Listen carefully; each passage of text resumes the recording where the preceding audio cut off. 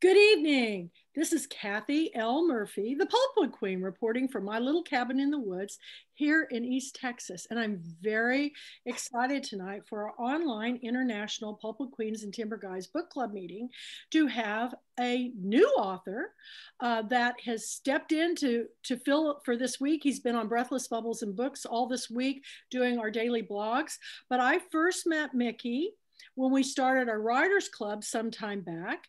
He came along with Robert Waltney, who was one of our authors. He's a part of a writers critique group in Atlanta, Georgia. And all these authors are in this group, Robert and Mickey, and Mickey's wife, and a few more. And they came on to do this writers club thing that we did, I think, 2 months ago. But anyway, he's back tonight with a brand new book. And here it is. It's called American Judas. And before I introduce Mickey, I want to tell you a few things about him that I even didn't know or I had already forgotten. I love your little book card. Anyway, what matters most to Mickey Dubrow, is that how you pronounce it, or Dubrow? Dubrow, yeah. Dubrow, I was right. Is that the reader is never bored. Has he got that right?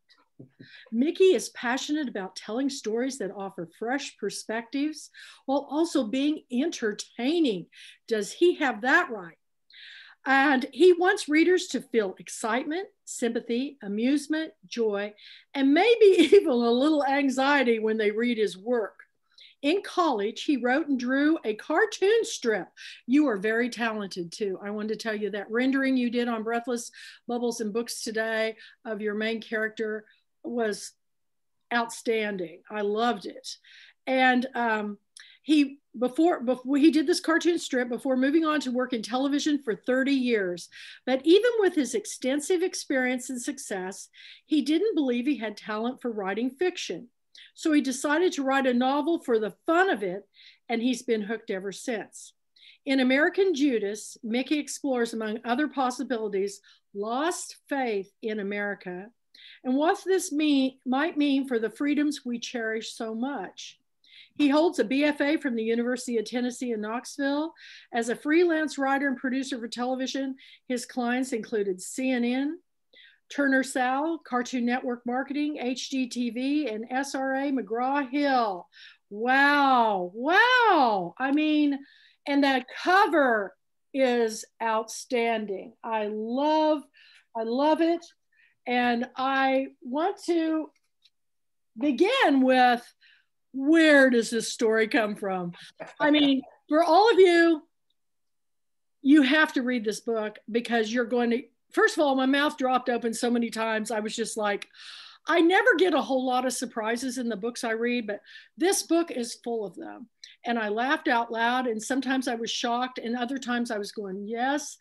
But it's the perfect book for book club discussion because there's so many things we can draw from in just the characters that you have in this book. So where did this story come from, Mickey? Well, it was an idea I've been working on for many years. The thing is, I grew up in Chattanooga, Tennessee. And first I want to say, I love Chattanooga, Tennessee. I loved growing up there. I was with a very good Jewish community, with a very good Jewish family. And, but Chattanooga was voted the #1 Bible influence city in America. And so there was always these, well-meaning Christians who were trying to save me constantly, or witness to me, and talking about, and also treating the city as if it were a Christian nation. And I was like, y'all need to, this ain't the way it's supposed to be. So it was kind of my well-meaning way of saying, well, let me show you what you think you want. And also, I mean, the humor, it probably seems sharp, but it's from a place of love. I mean, I didn't see this as, that I was anti-Christian at all. It was, if anything, as I started writing it, it kind of came to me that this isn't secular versus Christian. This is right. Two types of Christianity in America that have been arguing with each other since America started. There's the Christ is King, and so he should rule everything, and until he gets here, we'll rule everything for him. And then there's be Christ-like, which is love thy neighbor, help each other, civil rights, all these kinds of things. So, and these two concepts have been sort of arguing with each other since the day they signed the Declaration of Independence. Yes. It's true. It's true. And it's ironic, people came here to the United States for religious freedom, and yet do we really have it? It's an interesting topic. And I'm like you, I don't want to get into this versus that. I just want to get into the conversation of why can't we just listen and learn? Just listen. I'm reading this story and I'm listening to what you're saying.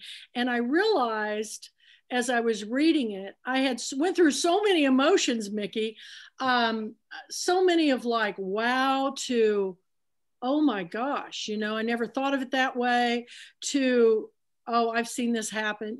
Everything you can possibly, every emotion you can possibly go through, you've got in this book. But I think I can tell you have a big heart, because I'm not going to give anything away, but the story is fascinating. Now, how did you start it? I mean, you said you did a cartoon. Did you do types of, political cartoonists are always saying little things that shock. One of my best friends was a Pulitzer Prize winning political cartoonist, Doug Marlette. And he was Pat Conroy's best friend. And those guys can make me laugh harder than anybody in the world. So do you think a lot of the ideas for this came from the cartooning, or just dealing with the everyday people of where you lived? Or maybe comment? No, I mean, everyday stuff that I just run into, because for me, I mean, a Christian nation is kind of a contradiction in terms. It's an oxymoron. The two really shouldn't go together. So it was the irony of it that I kept playing with. And humor is always a good defense when you're dealing with things. Actually, more of the humor came from all the years I worked in television, and that okay. My strong point was, the way to sell an idea or get people to watch something was to make them laugh. If I could find some humor in the movie or talking about it, that would get people to go, oh, I'm in a good mood now. And also humor is a big part of my family. I'm looking at my dad. I mean, our humor, I learned humor from him. And I have to tell this story. When I was a kid, he would make sure I would watch all the classics, Three Stooges, Marx Brothers, Martin and Lewis. If there was a special on about all the old ones, like W.C. Fields, he'd make sure. Yeah. So I've been studying this stuff for years. It just kind of came natural. Well, it's hard for me to believe this is a first novel for you, because it's very well written, and it would be a wonderful, interesting film. I could see it. There's kind of a black comedy right now on one of those. It's about a Southern Christian dynasty. I can't think, I started watching it and it just got too ludicrous for me, but I can't remember. Something about jewels. I think something. Was it? Oh yeah, the jewels. Yeah, yeah, we be part of that. I actually called up my former minister and I go, you just got to watch the first episode.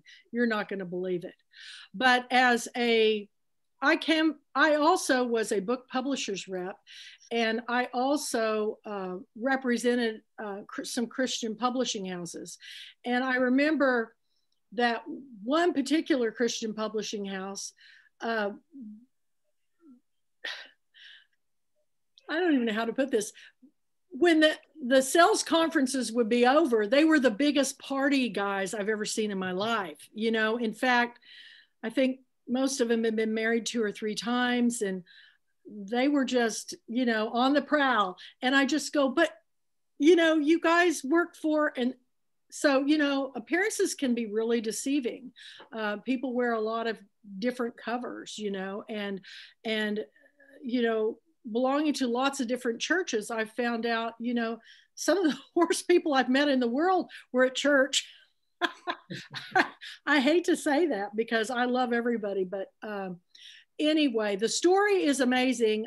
Can you kind of give an overview for people that where you won't give anything away on the story about it, it's really about? Because everybody really needs to read this, but instead of just instantly making judgment, just read it and listen and learn. But I'm going to let you give an overview. The general idea is it's a dystopian thriller, and it's the idea of what America might look like if it becomes an official Christian nation, if Christianity does become the official religion, and as a result, other religions are made illegal. And also, there's always this talk about biblical law. Well, if biblical law was enacted, if the 10 Commandments were part of our law system, and you could be arrested for not honoring your mother and father, or for taking the Lord's name in vain. And it just kind of goes from there and just keeps expanding. And it's 10 years after a national church has been established, which means they have to change the First Amendment and to establish a religion, and how that has spread. So, and it follows this couple, Seth and Maggie, and Seth converted to Christianity, and Maggie was Catholic, but now they're having difficulty dealing with the day-to-day life of this world. And there's just so many funny plays on things like the Pilgrim show. What's her name? The Christian show on television. Well, there was Polly Pilgrim as the radio show. The radio show. Judy Cross was the talk show. Those were just priceless moments for me in the book. I just, when I first moved to here and pulled into town, there was a big sign that says, "Jesus welcomes you to Hawkins, Texas." And I thought, he's personally welcome. I thought, wow, that's a really big sign. And just recently it got taken down, and there was protesters, and it's back up again. But it was, I just was watching from the sidelines, everything going on. But it is absolutely a lot of these things you're going to really relate to, especially if you're raised in the South. I don't know if it's so much that way in other parts of the country, because I've only lived for a few short years in California, but and that was another different experience I had with religion out there, because when I went out there and inquired about a church and everything, they said, "Well, why don't you come over for our happy hour?" And I said, "Happy hour?" And they said, "Yeah, she goes, "We like to have a little wine with our religious, Jesus drank." And I'm going, wow, this is a lot different than back in Kansas. I was just kind of amazed. But I like to be observant, and I don't judge. I just pay attention to everybody, and you kind of figure out things after a while. They may do things different than you, but we need to look at the bigger picture. So on this journey with Maggie and Seth, if you guys haven't gone on Breathless Bubbles and Books, which is our daily blog site, he did a wonderful drawing, and I didn't realize you were a cartoonist, but he did a wonderful drawing of the main character, Seth Ginsburg, that remarkably looked very much like my ex-husband. So I had to tell you that story about that party we went to, where in Texas, we were invited to a country club party, and we dressed up, and it was the 90s, and, kind of had the big hair. And anyway, a man came up to us and he goes, "So you two are Jewish?" And it just kind of came out of nowhere. And I thought, what does that have to do with anything? And I go, "Excuse me?" And he said, "You're both Jewish, right?" And my husband turned to him and said, "No." He goes, "Yes, you are. You're lying, man." He goes, "I can tell you're Jewish." And I thought, how can you tell if somebody's Jewish by the way they look? Isn't that weird? it was really, it was so bad, and it never stopped that we finally left the party. But that was a new one for me. But it also goes to show you that people judge covers, they judge a book by the cover. But I don't know. I'm kind of a mutt. I could be anything, I guess. But anyway, back to your story. So you've got a lot of characters in here, and for those that are under 21, ask your parents. There are some scenes, explicit scenes in the book, but it lends to the story. It's important that everybody knows that all of this is in there, and for good reason, because it makes you really kind of question if the 3 words that I was always taught is God is love. Love everybody. They may look different from you. They may think different from you. They may eat different from you, but love everybody. And here they are in this new world order, and it doesn't look like people even like each other, So that was interesting. And now this book came out, when did it come out, Mickey?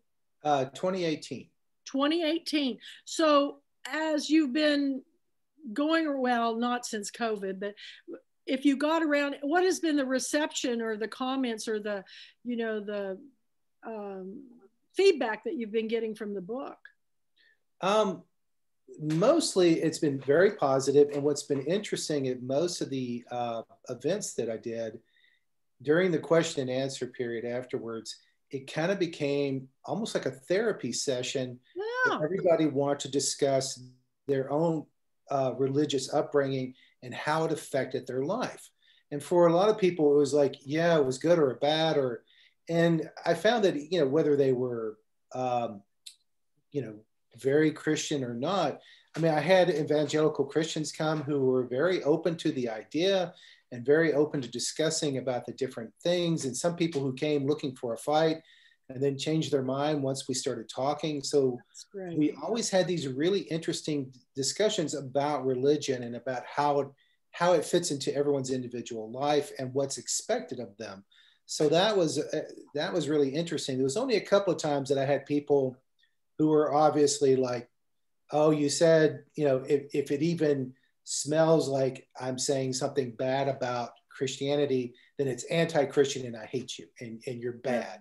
I think I got like 2 people like that overall. All the rest were very open and very friendly. And there was only one place where someone pulled me aside and said, I don't think they'll shoot you as you're leaving.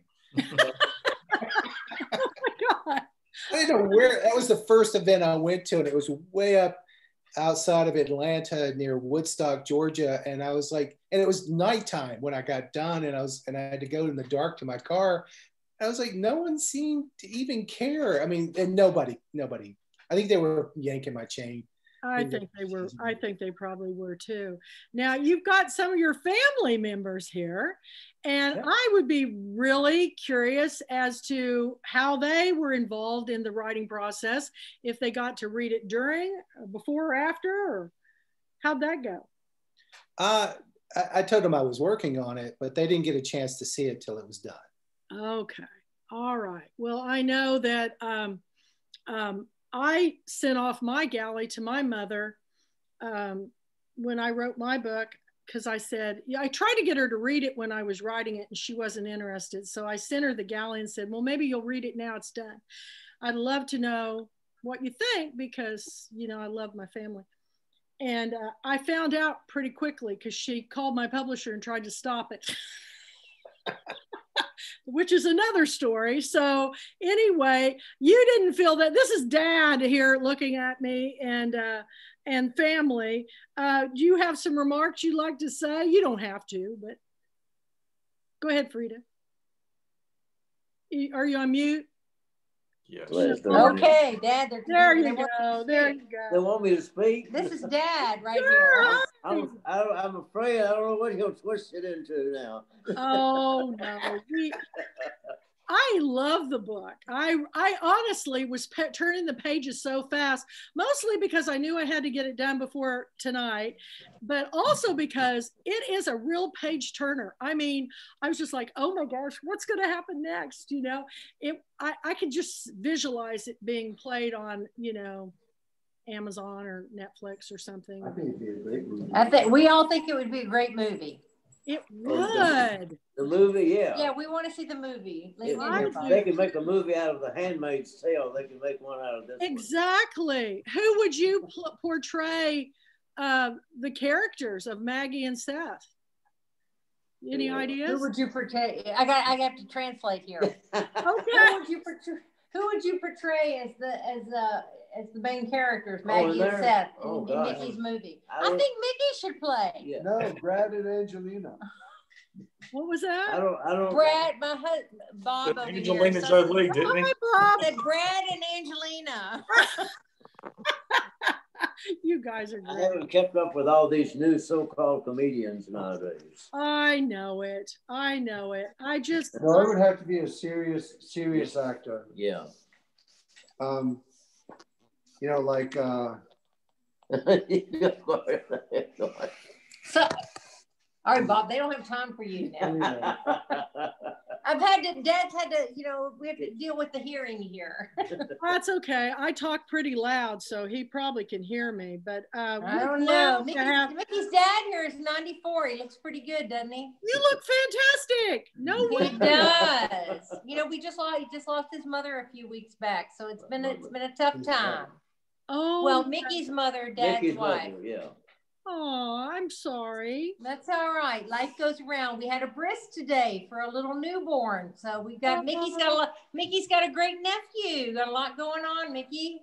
Yeah. Mickey, we'll let Perry Klein be the actor. I know. By the time it comes out, he'll be old enough to play the part. No. You're right. He's 8 days old now, so yeah, the clock is ticking on. Mickey, we're very proud of you. We think the world of you. It's a great book. I'm so glad Dad could listen here. I really enjoyed it a lot. I'm excited that I'm going to make it a book club selection for 2022 because 2021 is already done. So I'm going to make it a book club selection for next year. It's fabulous. And I thank Robert Waltney, who also is going to be a book club selection next year for February, for bringing his writers group and Mickey to me on this story. But so COVID's going on. It's hard to do any kind of book signings. Have you been doing any like podcasting or blogging or anything like that yet? I did there's this thing called the Greatest Indoor Reading Series. And they do a thing every week where they have people read. And we've been going to it, me and my wife been going to just to watch it because it's so many great writers and she did it as well. So this past week, actually, I read for them and that was really wonderful. That's great. You know, I have several of my authors like Alice Hoffman. There is a huge Jewish book festival in Dallas. I'm going to have to get a hold of them and see. You would be real. They would love you. They would love this book. I loved it. You know, when I was back in we would love for him to go. You put his name in. When I was back at Barron's Books, I was in the buyer for Barron's. I was always had a shelf end cap where I put the books that I picked, and the local temple would always call me and say, "Hey, Kathy, can you come and do a book talk?" And I go, "What do you want me to do a book talk about? What book?" And they go, "Pick one of Pat Conroy's. We love Pat Conroy." And I can remember going to the temple on a Valentine's night to speak to them about Pat Conroy because they love Pat Conroy. And I think that's when The Prince of Tides was out, you know, or Beach Music. It was Prince of Tides or Beach Music. But I remember going into the temple and all the ladies met me there and they said, "Go ahead and pick out a beer."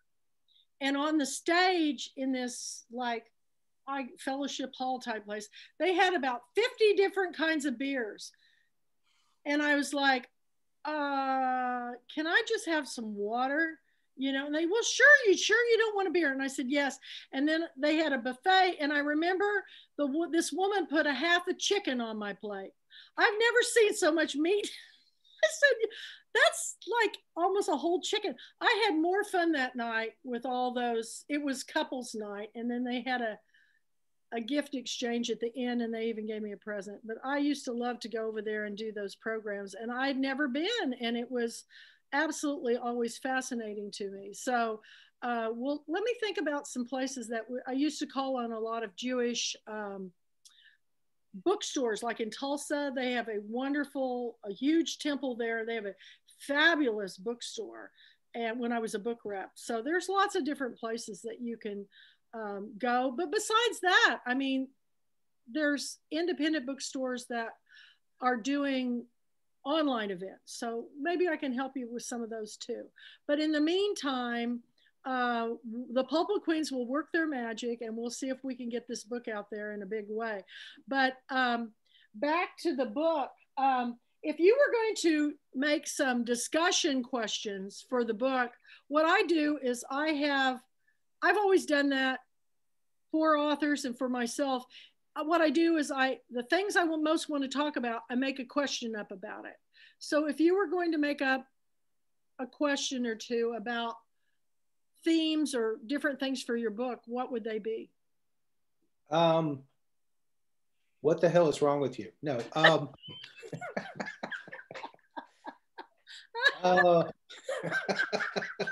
And then next question would be, no, really, what the hell is wrong with you? That's the way I read your book. I just kept going, oh! Oh my gosh, you guys got to read this book. You should do that. You should do that, Mickey. You should write 10 and start with those 2, and you'll have them every time. You write them up, and I'll post them up on my blog site. So to go with your book. So you should write those. That's pretty good. I think you could be a comedian. I really do. I think you're pretty funny. So any others besides that? Well, mainly about, I mean, the theme of the book was, what sort of world do you want for your children, and what are you willing to do to accomplish that? And so it would mainly be questions about, do you feel like this would be a good world for people, or how would you survive this sort of reality? And one thing that was interesting, I always got people saying, well, I don't think it would happen like this, which I thought was really interesting, for any kind of book, for them to think of that. So my question would be, well, how do you think it would? The thing is, they thought something was going to happen, just not the way I put it. It's like, so what's your prediction? What do you think is going to happen? I think that's so true. And I think 9 times out of 10, people don't even think that far ahead. They're just in the moment. They get caught up in the moment.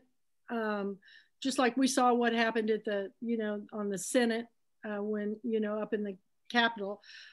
People just got caught up in the moment. And I think a lot of people did things they would normally never in a million years do. But you don't want to mess with the US government. I wouldn't have wanted to have been there. That was pretty scary as far as I was concerned. But I think the interesting thing about your story is, I have authors tell me they write stories about the way they want something to happen. But I think your story is more, you wrote this book so people really think about, it's kind of like that saying, be careful what you wish for. Mm-hmm. It's kind of a cautionary tale.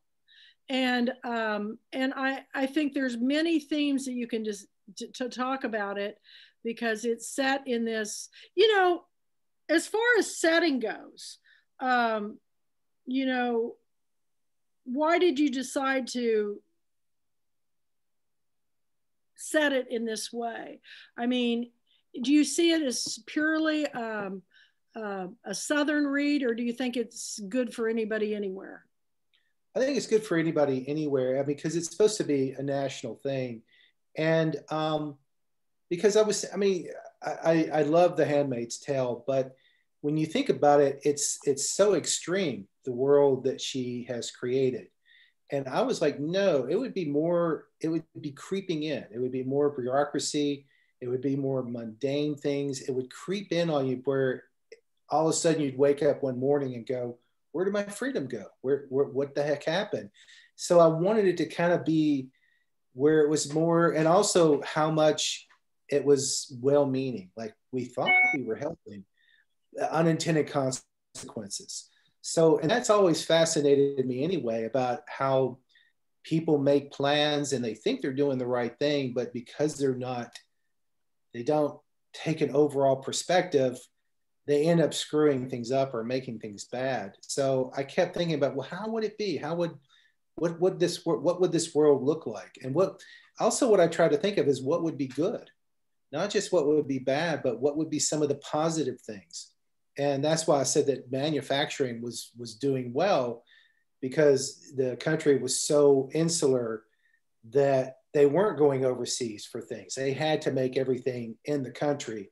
So that was good for blue collar workers, but not for white collar workers. So it was just all the unintended consequences to it.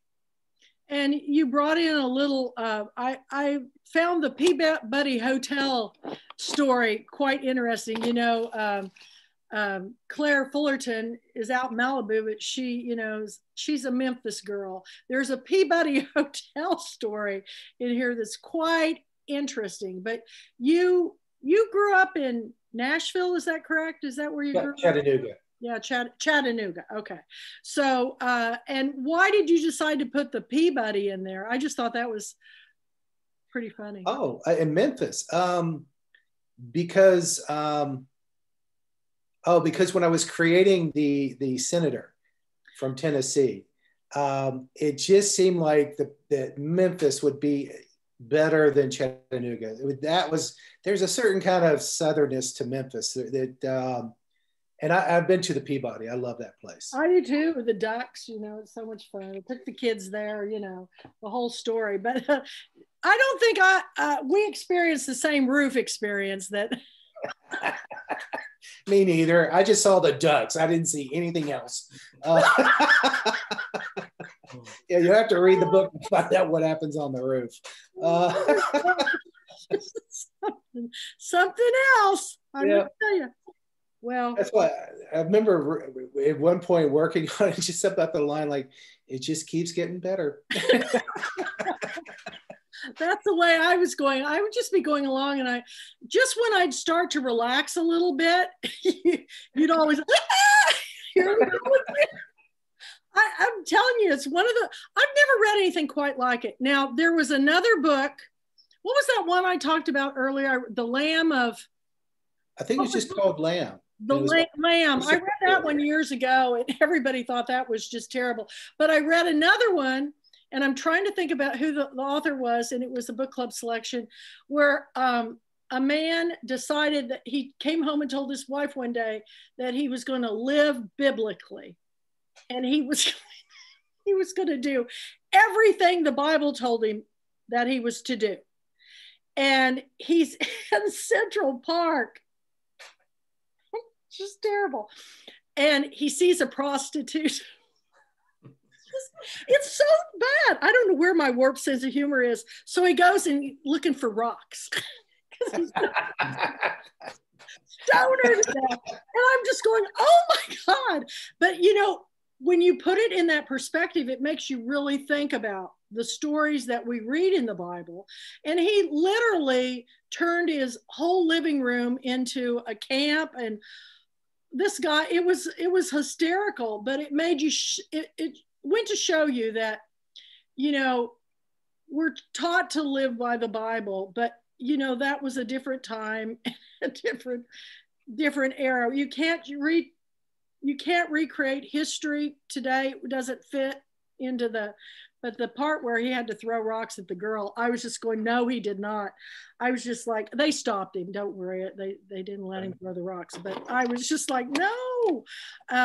But it's it would have made a good movie too, but I'll have to look up and see what I've had 20 years of reading books. So I try to remember all of them, but every once in a while, you know, some of them slip by me. But I won't forget yours anytime soon. I can tell you that for a fact. So after you write a book like this, where do you go from here? Well, I have a book that's with my agent right now. We're the problem is it's too long, so we're discussing what to do about it. I was going to do something. I was going to do a book about a Jewish wizard, and she said, you know, you should probably keep doing something like American Judas. You know, you're good at that.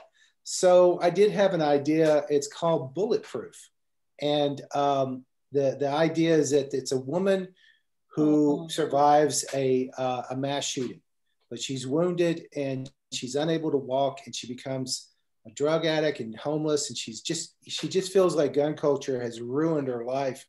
And then she volunteers to be a human guinea pig for a defense contractor who's working on a new type of body armor. And the idea is to make the soldiers invulnerable, you know, bulletproof. And it's kind of like Luke Cage, you know, and she's the success. She's the first one of the homeless people to survive the test and the experiments. And she's bulletproof. And she says, well, screw this. And she leaves and runs away, and she becomes a mass shooter herself, but she only goes to gun shows, and she only goes after gun lovers because she's like, let's see how you feel like it when someone's shooting at you. And and that's the story, basically. You know what you remind me of? You remind me of a grown-up version of, what's the magazine that finally went off, the Mad Magazine? You're taking all those taboo subjects and you're turning them on their ear. You know, you do have a knack for that. And there's a wonderful guy who's made a living at that named Paul Feig, F-E-I-G. He's a television writer and screenwriter. And if you get a chance, I want you to, now I will tell you, this is the best, funniest book I ever read. It's called Kick Me. And it's a story about growing up in the 70s with a name like Paul Feig, F-E-I-G. And I actually was at Book Expo, and we were packing up at the UPS Pack and Ship, and I looked down at the ground, my friend and I at the same time, and there's a book on the floor that says Kick Me. It was this kid, and I go, okay, we got to have that. So we grabbed it for the ride on the plane home. So we took turns reading it aloud to each other, huddled together, and the stewardess came up to us 6 times and said, you've got to stop laughing. You're disturbing the other passengers. And we go, okay. And then we go back to reading and we just lose it because but that's, yeah. And you never know, you might get a job television writing comedy because you're really good. This would be, yeah. I like the idea of Bulletproof. It's good. I've read it. I don't. Oh, you have? Yeah, it was in. I did it with my writing group. Yeah. So we saw it all the way through. We didn't get to read American Judas until it came out. Mickey had written American Judas prior to coming on to the critique group. But we read the Meyer Popper story, which is about the Jewish wizard, and it's lovely. It's really sweet. It's quite a different story from American Judas and from Bulletproof. And Bulletproof was so much fun. And Mickey has a knack for pacing. I mean, it's just. Oh, no kidding. I mean, you know, you don't even realize you're reading. You know, you're just living it, you know, living the moment. I feel like a voyeur on some of this stuff. I'm just like, do I need to cover my eyes and shut the book for a minute? But no, you have a really good sense of, I haven't seen this in a long time. You know, it's, you know, a book that can make me laugh aloud or shock me because I've read, I mean, I picked Girl with a Dragon Tattoo. I mean, I've read some pretty, really heavy, shocking books. But this book was, it was a delight to be shocked because I was going, oh, no, he didn't. No, he didn't. Yes, he did. He did it. But I could almost see this, oh, my crown just fell off. I could almost see this done as a graphic novel. You know what I'm saying? Because I could see how your drawings are great. Again, everybody check out his drawing on Breathless Bubbles and Books today of the main character. I think you should do some of that, or maybe if it would have been cool if you could have had just like a little, you know, that would be really good. And I think you'd get an even bigger following. Maybe you should be a political cartoonist.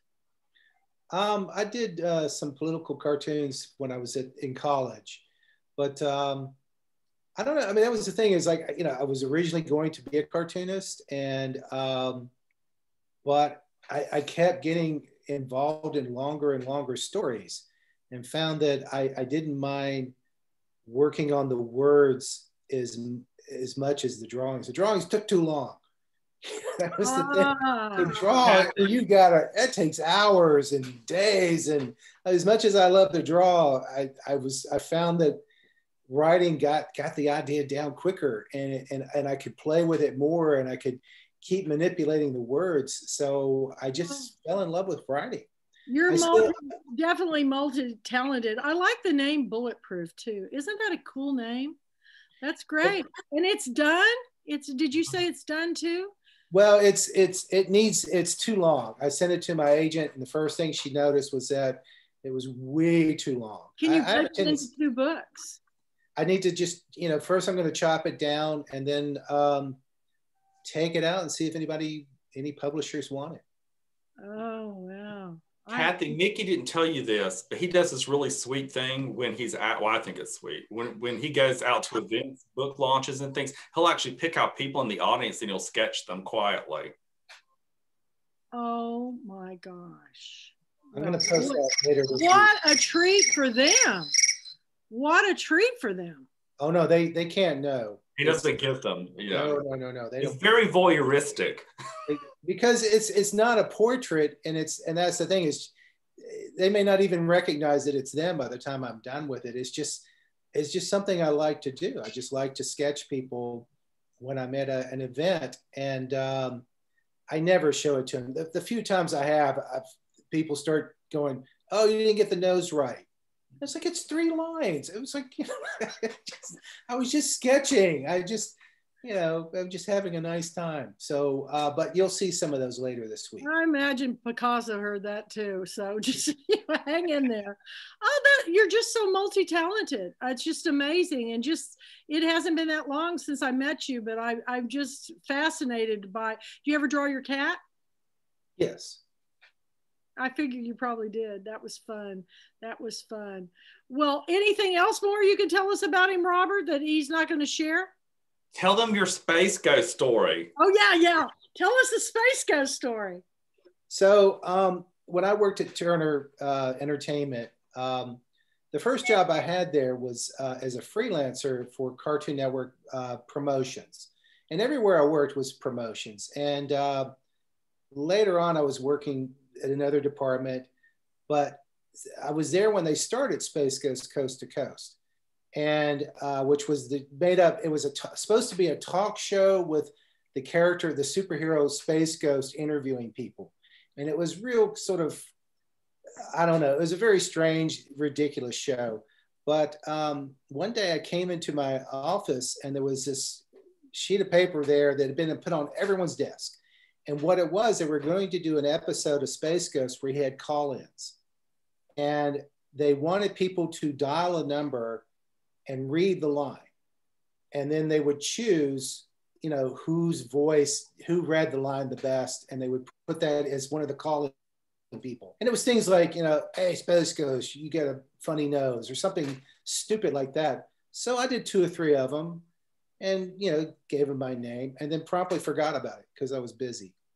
And years later, someone pointed out that that 2 of my calls were used in the show, and that I'm actually have an IMDb page for me for Space Ghost. Are you kidding? I'm jerk number 2 and jerk number 4. And the thing is, by the time I heard about it, the show wasn't even on the air anymore. I had to go find an episode and listen to it. And even then, I wasn't sure it was me. But Oh, wow, that's crazy. so Jen- people look it up all the Jessica time. calls him jerk number one. He's number Jerk one. number one, Jessica. My husband is Space Ghost Jerk. Oh my gosh, that's I don't really call him that. No, but that would be a great thing to put in your book on a book signing, and they'd go, "What's that?" And they go, "Oh well, you know, I have my actor's credentials with." That's fascinating. That's who would have ever thought anything like that could ever happen. You just never know. That's any other great stories, what's the craziest thing that's happened to you when you've done book events? Gosh, not too much. I mean, people have been pretty nice. Only once someone really, like I said, someone really got angry at me and was like trying to challenge me and started asking me about the baker who wouldn't do a gay cake and what did I think about that? And I was like, this has nothing to do with my book. But that was probably the craziest thing. Most of the time, I remember that story. That's so stupid, I'll tell you the best comment I got was I was doing this event at a bookstore in Greenville. It was a bunch of us, and they were pairing wine with our books. And the idea was people would come around and try the wine, and then I'd talk to them about the book. And they had a book club. I mean, a person who worked at the book club, and a person who worked at the bookstore helping me. And she had read American Judas, and she asked me what I was working on. And this was very early on. I was telling her about Bulletproof, and she looked at me and she said, "You're not afraid to go there, are you?" And I thought that was the best comment ever. I was like, well, somebody has to. And also one of the strangest things was someone came by and I told them what the book was about. And they said, "I grew up Baptist. I'm not touching that book." And what they meant was they felt so much PTSD from their upbringing that they couldn't go near the book. And I hear that a lot. I hear that a lot from grown adults. They won't go to church anymore because of how they were drilled on everything. And, it's a really strange world, isn't it? It's just really weird how things like that happen. But, like you're going to have the answers to all their problems. I mean, you wrote a book, you didn't, it's, but I guess that it's really telling you more about them than it is about you. Yeah, I mean, and I understood what that woman was saying, and I said, "Oh, of course not. Don't just." I understand you're not. This book is not for you, and I completely. But then other people would come up to me and say, "I've been waiting for this book," and then hug me, and that felt wonderful. There's going to be. I really found it highly entertaining and thought-provoking. I enjoyed it thoroughly. I did. Even I probably shouldn't say how much I enjoyed it, but I really did enjoy the read. And I didn't know what to expect. Mandy called me and she said she'd started it before me. And she goes, "Have you read this book?" And I said, "Well, I read just like a couple chapters and I've got a pretty good idea where we're going." And she goes, "You need to read the whole thing."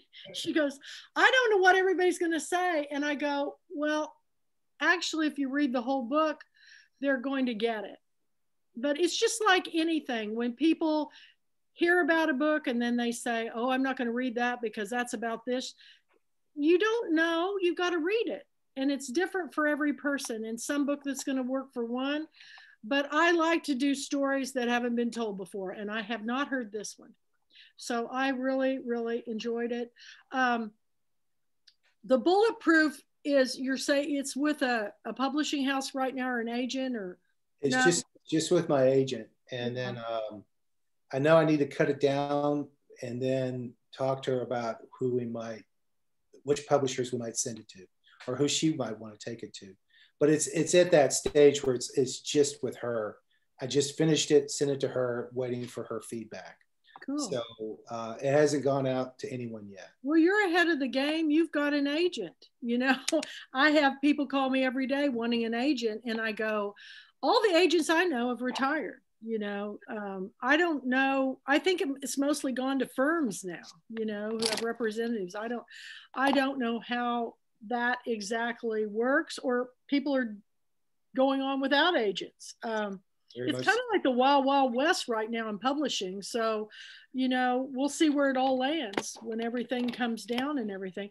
I was kind of laughing about this today because I've been reading it off and on, and I got a call today, and real friendly voice, and she said, "Oh, you live in my neighborhood." I go, "Oh, you're here at Holly Lake." She goes, "Well, just down the road." I go, "Well, yeah, okay." And she asked me how I was doing, whether my pipes got fixed and all of a sudden I'm thinking, I don't know who this lady is. And then she goes, "Well, I was wondering if you would come to our Bible study Thursday night or one of the nights." And I said, "No, I've already got Saturday." It was Saturday night. I said, she goes, "Well, don't you want to learn about Jesus?" And I said, "Well, you obviously don't know me," but I go, "I've been a youth director most of my life, and most recently with the Methodist Church here in town." And I said, "But when I went back to school, I stepped down." And I said, "But I appreciate, you know, the call and wish you all the best. Hope everybody turns out." But it was like, I haven't had one of those calls in years. Do people even knock on the doors anymore? I don't know. Not since we used to get it in our neighborhood. They'd come knock on our door. And that's it. They're probably calling now because of COVID. They can't come knocking on the doors. But I never did know what church she was from. We have a mezuzah on the door. Oh, good for you. Yeah. Well, one time when they came to our door, I said, "Well, I can't talk to you now. Could you give me your address and I'll come to your house when it's convenient for me, and we can talk about it then." And they got really upset and said, "Hell no." And I was like, "Wait a minute, you can come to my house, but I can't come to yours." Come to my house. I had two young men show up at my door one night, and they wanted to talk to me. And I said, "You certainly may. Sit down on the couch. But first, let me tell you about what I do." And I said, "I'm a youth director at the Methodist Church." And they just got up and ran for the door. You can't be that way. You can't go to strangers' houses and try to push them something when you don't even know what their background is. But I just was real surprised that happened, of all days today. But so we'll continue this conversation and we'll keep going. I'm going to open it up. If any of you have any questions for Mickey about his book, if you don't know anything about it, you could ask some questions. He's not going to give the story away, but it's called American Judas, and it is unbelievably entertaining. It's a real page turner.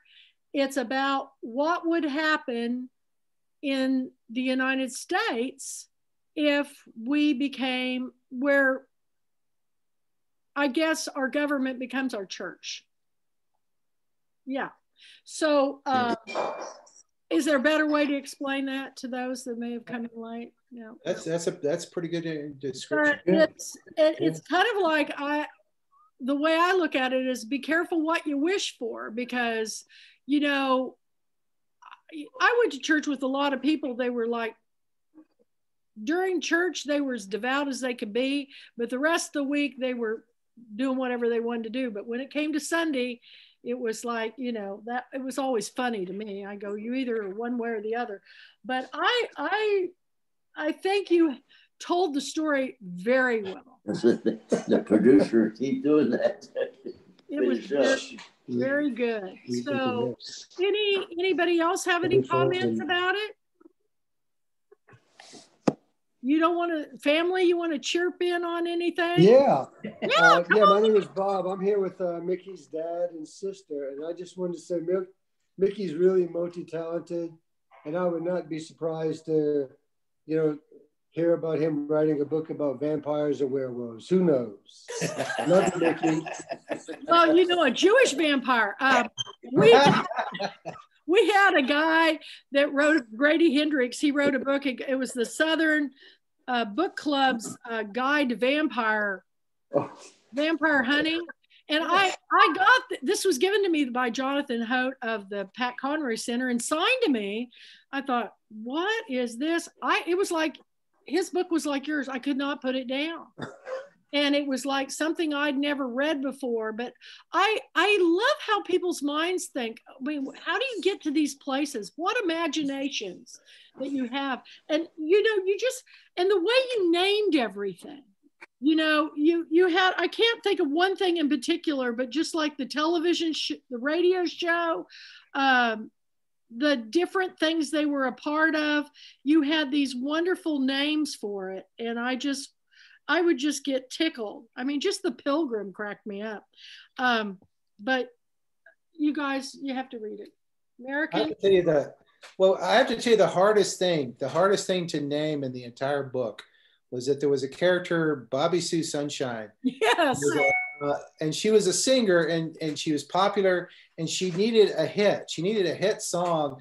And I wanted to come up with a title that was like a Christian song and would also be funny. And the problem was whatever I came up with, no matter how ridiculous it was. It'd been done? It had been done. They don't know irony. They already do it. And I was like, you're killing me. No matter how crazy they had done it. I finally, the song that I came up with was Jesus, Jesus, Jesus, parentheses, Jesus, Jesus. And that, I was so relieved that no one had done that yet because Jesus, Jesus, Jesus had been done, but not with the parentheses and the 2 extra Jesuses. I was like, oh, finally. Somebody put up today, I can't remember who it was, but they said, what is the best country western song you've ever been written? And I had a guy by the name of Kinky Friedman come to my shop. He was running for governor and I got him to perform at Music City, Texas. And Kinky Friedman and the Texas Jew Boys. I remember him. Cowboy. And my dad's favorite song was Drop Kick Me Jesus Through the Goalposts of Life. So I put that up and people are like, you made that up. I go, no, I did not make that up. Kinky was, and he'd have that cigar, you know, out of the corner of his mouth and that black hat. And he always wore that leather vest that Waylon Jennings gave him. That was the biggest book signing I ever had in my shop. I sold 300 books in 2 hours and they came in the front door and he had all these posters made he was running for governor. No kidding. He had these posters made. They were really cool. I still have one somewhere. And it said, Kinky for governor was one of them. The other one, let's get kinky in the governor's mansion. Oh, it was just, you just never knew. And everybody in town turned out for that event. And it was, but drop kick me Jesus through the goalposts of life.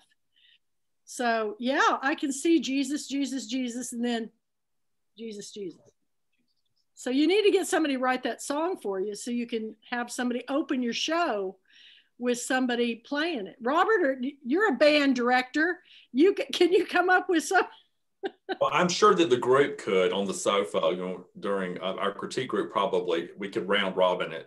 Well, there's your goal. We'll do it at Girlfriend Weekend. You guys write the song and we'll have you perform it before he talks about his book. That's the song I want to hear. Jesus, Jesus, Jesus. So anyway, this has been a fun night, y'all. I have thoroughly enjoyed my day. And I am thrilled about your book. I want to hear more from the other people in the Writers Critique Circle. And what's really fun is for the group here, Robert and I have started doing these coffee times, and they're marathon coffee times. But we're going to have one Saturday with all my Atlanta author friends. We've got Bobby Kornblatt and Jenny Hilderman and Robert. Mickey, if you want to join us, it's going to be at 11 our time. Jessica, if you want to join us, we'll get you the links. But we have a new author I met today that lives there named Anju Gatani. She's Asian Indian, and she's fascinating. Because when this COVID thing lets up, y'all, I'm hitting the road. And I'm going to be stopping in Jackson to see my chapters. I want to stop in Atlanta. And then I'm going to go out and see Mandy in Florida, and then go up to the Pat Conroy and visit all my Charleston, Savannah friends. And I got to get out of this house. How do you all feel about that? One of these days I'm going to get out to California, but it's got to get a little safer. Everybody got their shots? Have you got your shots yet? I got one. First one. I'm getting the next one coming up. Stephanie, how are you feeling? Great. Well, better. For those of you that don't know, this is Stephanie Chance, and she's an author just down the road from me in Gladewater, Texas. Then we've got Wendy Carter. Well, we're happy to have you come to Jackson anytime. That's right. I've got to go to Jackson to meet my Jackson chapters. Then Claire Fullerton's out in Malibu, California. And we're just getting around the country. But get more people to show up for our online book club meetings, because if you guys have anything you want to share with everybody before we leave tonight, I welcome any news or anything on the horizon that we need to know about before we go. Yes, Claire. I just wanted to say, Mickey, what a pleasure. Thank you so much. And I'm going to be on dog duty here. We're training 3 German Shepherds out here in Malibu, but you're lovely, you're entertaining, and just what a pleasure to see you. And if you're a friend of Robert's, you're a friend of mine. That's right. Thank you very much. Thank you for coming. It was just great, and God bless your family. They show up for you. I love it. I love how you're blessed man. I just think it's wonderful. That really is wonderful. And you all live close to each other? My sister lives here in town, and my father still lives in Chattanooga. Okay. All right, y'all. Claire. Nice to see everybody. See you next Tuesday. All right. We'll see you all. Let's see. What do I have next on the agenda? Today is, I guess we have Saturday, our film club at 6:30 with Robert Gwaltney. We're going to be watching Gone with the Wind, Wendy. We're going to be Gone with the Wind. Love it. I am really excited about that. And I even found today on my shelf, do you remember this book? No. Other people. Rhett Butler's People. I did not remember that. It was back from my bookseller days when I worked in the bookstore when Scarlet came out. I think it came out a little bit after that. The Other Side of the Greatest Love Story Ever Told. Well, anyway, I don't know about that. But thank you, Mickey. Thank you. I look forward to see what you're going to put up tomorrow. I can't hardly wait to see what you're going to put up tomorrow. And then it's nice to meet you too, Jessica. I'm Kathy. Wendy, Stephanie. Kathy, thank you. Oh, thank you so much. You and I have a friend in common in Jonathan Haupt. Oh, love him. Yeah. Love him. So we need to know more about your stuff too. And then Stephanie and I are going to be going to a Chamber of Commerce banquet Thursday night in Gladewater. Thursday night. Tumbleweed Smith is going to be the keynote speaker, and he just interviewed both of us he's in all these radio stations throughout Texas and like 25 newspapers. I've got a story coming up, and he just did one on you, right? He's a character. He had on a jacket the other day on his website that I could have died to own. It was very Salvador Dali, but Western. I loved it. It was like mustardy yellow with all these squiggly weird shapes. I don't know what it was, but I got to have that jacket. I got to find out where he got it because it was the most awesome jacket. But anyway, I tried to dress kind of patriotic tonight. I did have on flag earrings, but I thought I went a little too far. So anyway, I try to tie into my author's books, and we'll just see you next time, everybody. Be sure and stay tuned. Subscribe to the Kathy L. Murphy channel, because as soon as I get done, this downloads and I put it up there and you can share it with the world. Okay? Awesome. Thank you so much, everybody. I love y'all. Thank you. Next time, for having me. all about the story, Mickey. Yes, ma'am. Okay, bye-bye. Hello.